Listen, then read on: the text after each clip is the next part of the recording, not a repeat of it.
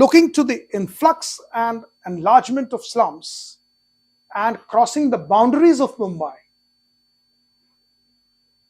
in the year 2014, Thane is also included in SRA. So today, SRA also operates in Thane, because it was found that the slums have cropped up in Thane as well. So the area is enlargement happening. ये जो तमाम कानून हैं, इनके individual redressal mechanisms भी हैं. As a lawyer you must know all that.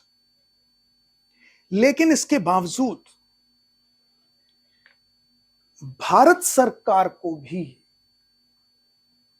Housing की मैल practices की कंप्लेंट्स पहुंच रही थी.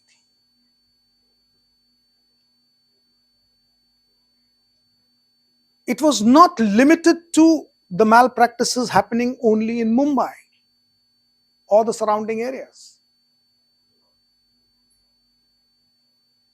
The malpractices committed by the builders and the developers of the land and the property was across India because of the huge explosion of population.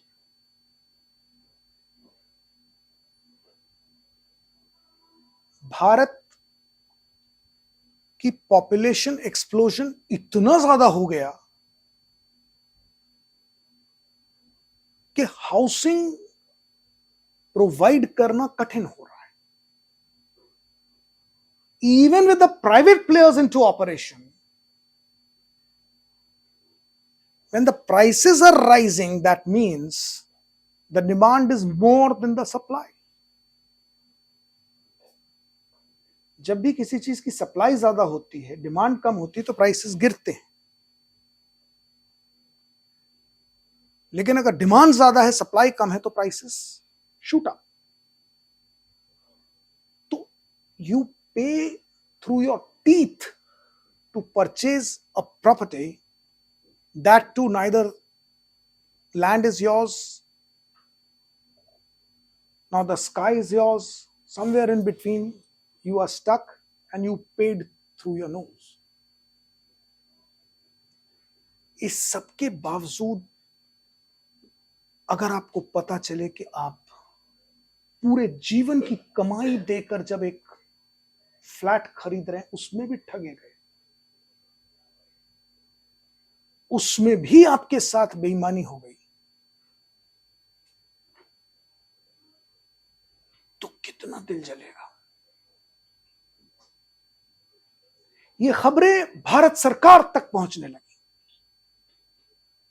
क्योंकि ये अकेला मुंबई में नहीं हो रहा था, अक्रॉस कंट्री हो रहा था. पॉपुलेशन एक्सप्लोजन सिर्फ मुंबई में तो हो नहीं रहा, पूरे भारत में हो रहा है.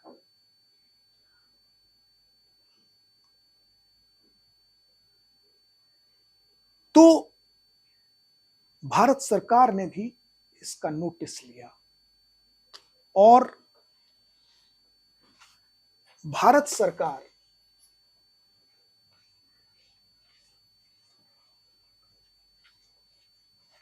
एक नया कानून लेकर आए.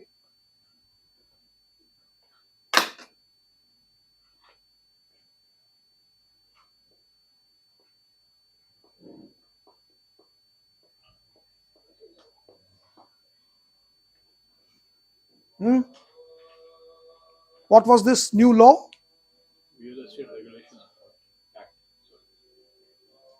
RERA was introduced by the government of India. It's a central act.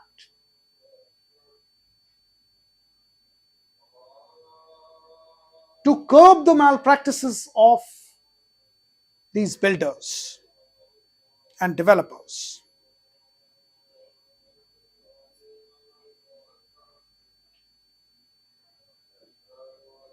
हम अगर जो प्राइस पे कर रहे हैं, इतनी तो गारंटी कर सकते हैं कि उसकी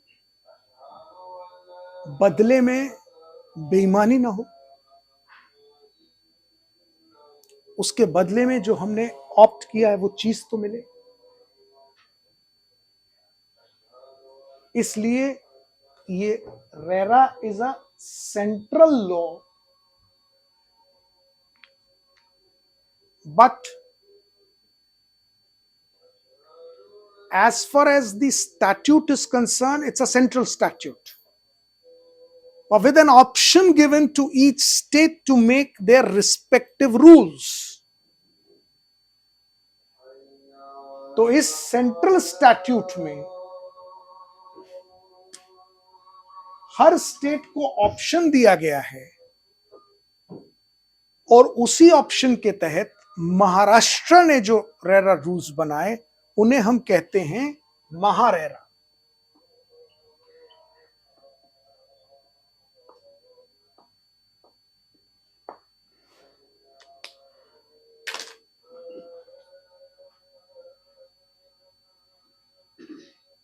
And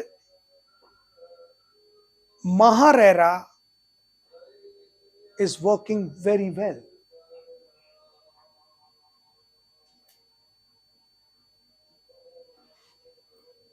महारेरा में मैल प्रैक्टिसेस को कंट्रोल करने के जो प्रोविजंस हैं, that no property can be developed or no developer can start the construction without having a RERA registration. Project का रजिस्ट्रेशन अगर रेरा में नहीं है तो आप एक ईंट भी रख नहीं सकते। इसलिए आज जब आप शहर में बिल्डिंगों के बड़े बड़े होर्डिंग्स देखते हैं या अखबार में फुल पेज के ऐड देखते हैं, उस सब में आप नोटिस कीजिए महारेरा नंबर या रजिस्टर्ड विद महारेरा, क्योंकि उसके बिना तो आप प्रोजेक्ट कर ही नहीं सकते। वहां से कंट्रोल शुरू, बिकॉज इसके पहले जैसा मैंने आपको बताया MOFA etcetera were putting a check and control after the construction of the building. यहां पर रेरा में क्या कर दिया, अभी शुरुआत से ही आपको हम कंट्रोल कर रहे हैं। Behave and whatever price you are getting, you have to provide it honestly. So today the customer cannot purchase a property if he sees that there is no Maharera registration. You will not invest a single penny into that project.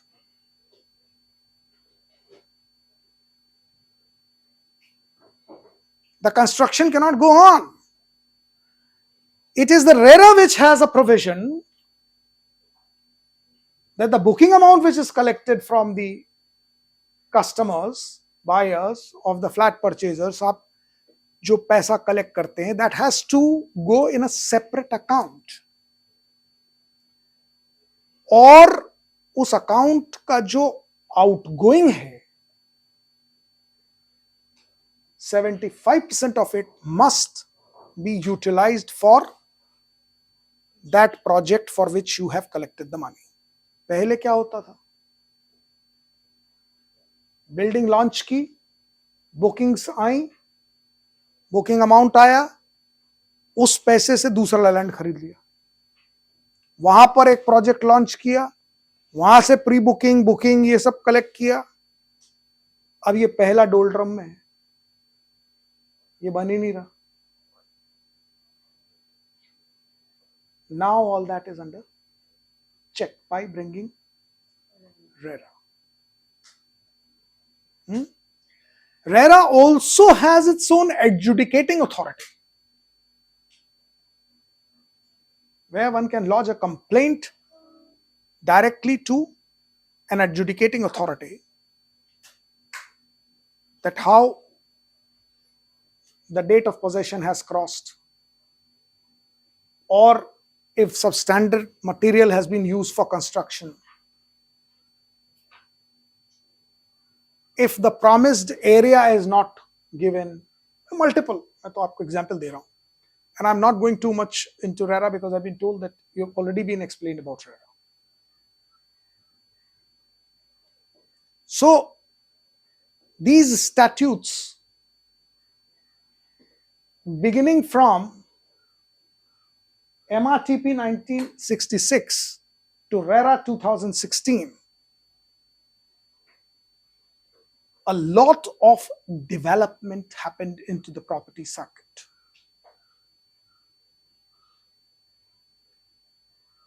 And to put things into perspective, we have today limited ourselves only to the urban property. A lot of things have also happened in the rural property sector also. Because as a lawyer, you may get disputes of rural property disputes as well. So you can't limit yourself or your knowledge even only limited to one sector. But then today we have focused only on the urban property sector. Now these are the provisions which we had dealt are only Maharashtra statutes. But as a property lawyer, you cannot limit yourself to only these Maharashtra statutes because the client may come to you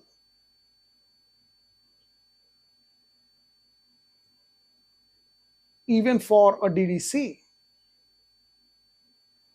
or for getting a DA drafted or for getting a sale deed drafted, agreement for sale. Now, where do you get this? None of these statutes can help you.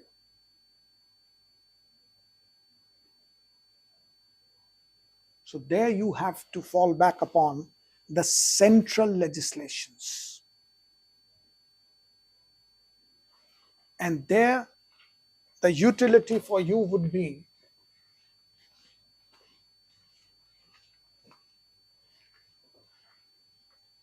some of the statutes, I will tell you, which you cannot escape if you intend to practice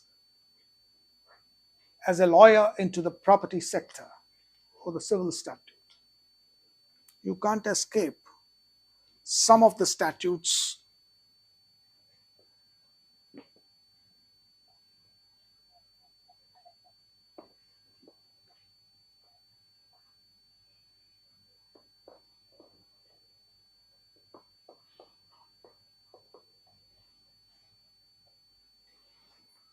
Indian Contract Act 1872. Because all your agreements which are going to draft are to be drafted under the provisions of Indian Contract Act. You cannot escape when you are drafting a property document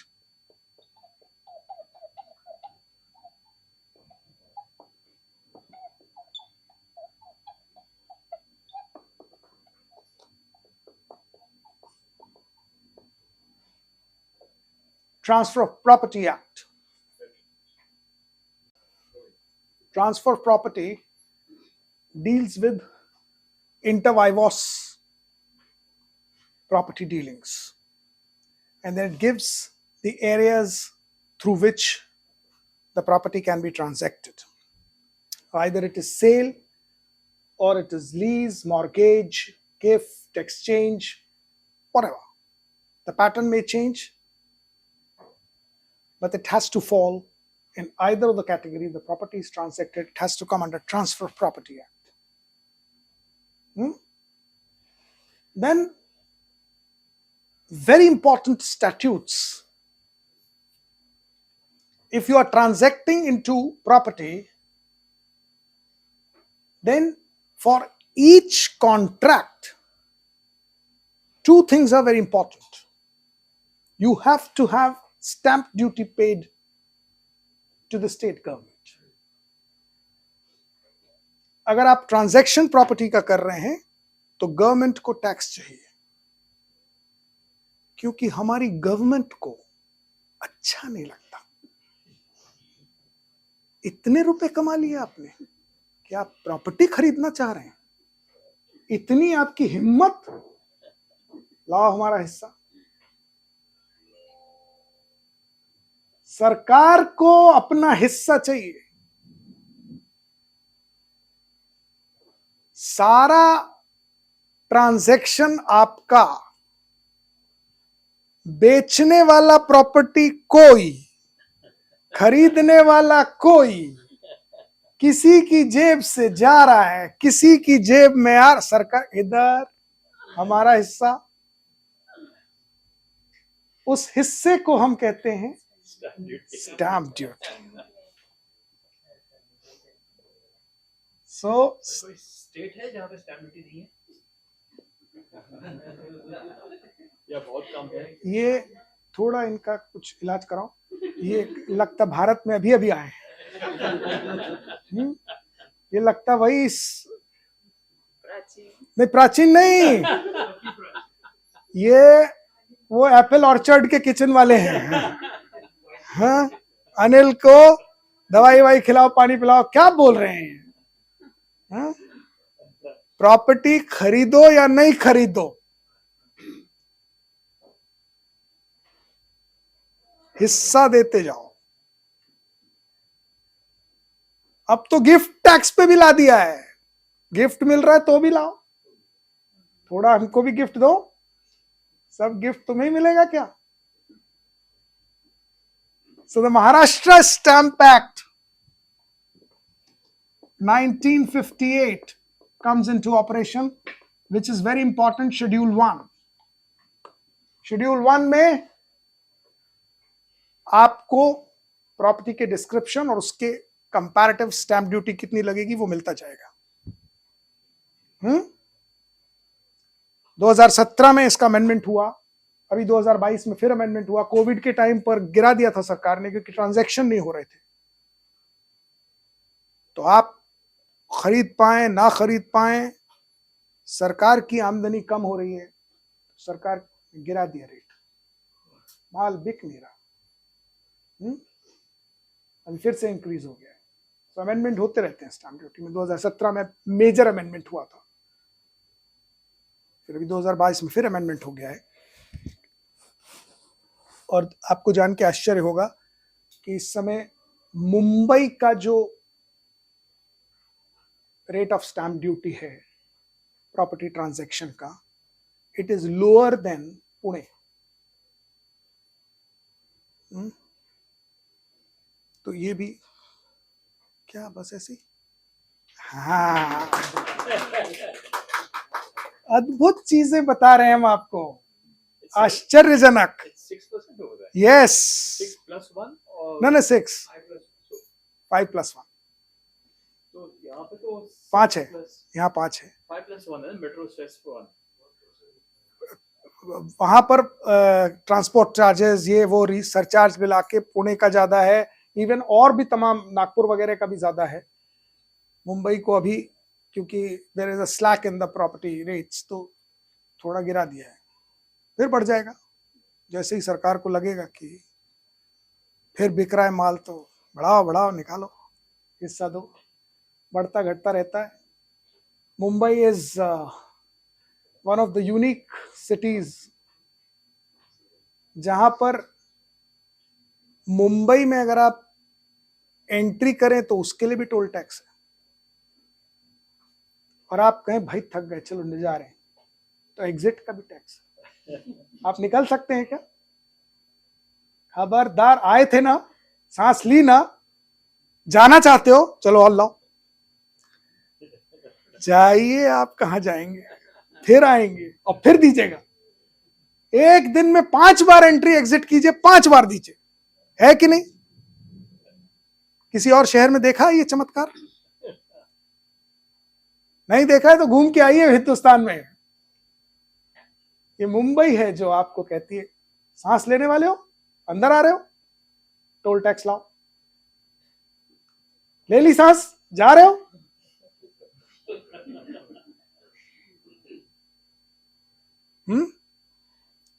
तो ये चमत्कारी जगह है।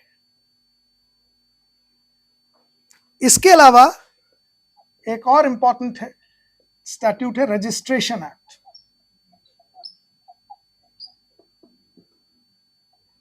(1908), जिसमें कि हर property के transaction जिसकी कीमत इमूवेबल प्रॉपर्टी का ट्रांजैक्शन अगर आप कर रहे हैं और जो कीमत आप चुका रहे हैं अगर वो प्रॉपर्टी कितने रुपए से ज्यादा है, 3,000. हफ्जा कह रही, जोर से बोलिए। हाँ हाँ हाँ हाँ, उतनी जोर से ताली बजाइए। सिद्धार्थ, अपने जीवन काल में कोई इमूवेबल प्रॉपर्टी 100 रुपए से कम की देखी है?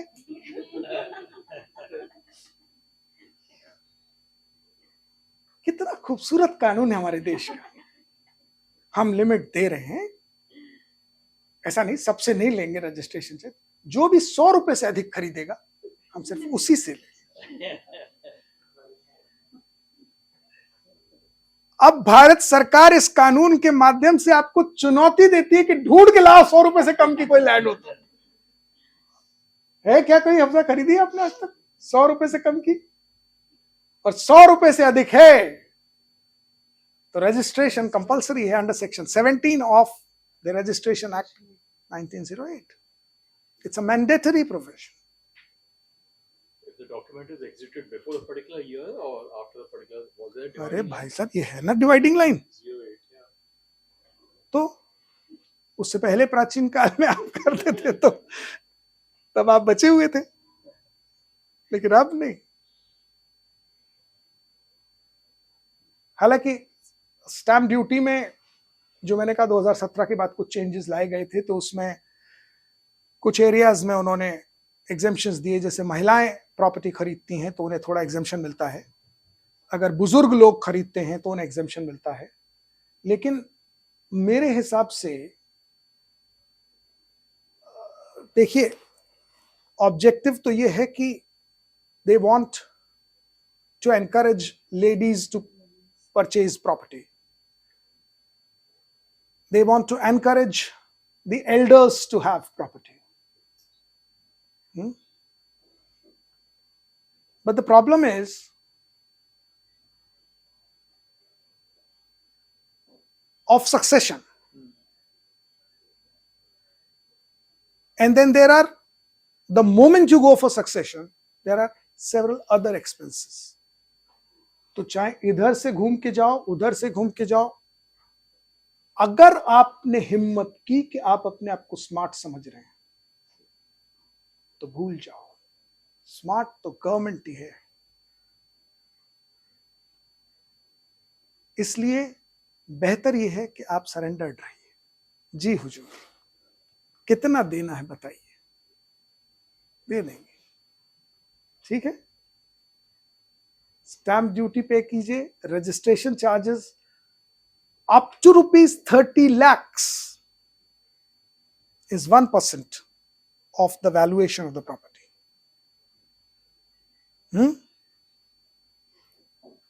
1% of the valuation of the property up to rupees, Mumbai में 30 लाख का भी दिखाओ ढूंढ के, मिलेगा? अरे कहां मिलेगी वो तो बताओ। हाँ? रजिस्ट्रेशन नहीं होगा। क्या नाम आपका?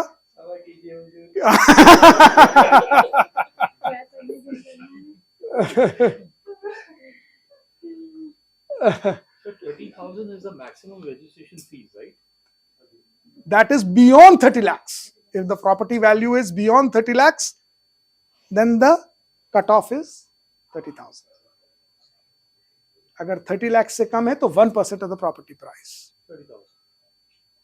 30 लाख के नीचे भी हो सकता है ना, अप टू 30 लाख, ठीक है ना। हफ्जा ने मुझे चिट्ठी दे दी है, कहाँ गई? बस अब मैं अपने प्रवचन यहीं समाप्त करता हूँ। आप सबसे अपनी वाणी को विराम देता हूँ, धन्यवाद करता हूँ। आपने इतनी देर मुझे झेला और इतनी शांति से आपने सब सुना। बहुत बहुत धन्यवाद। Thank you so much. जय हिंद।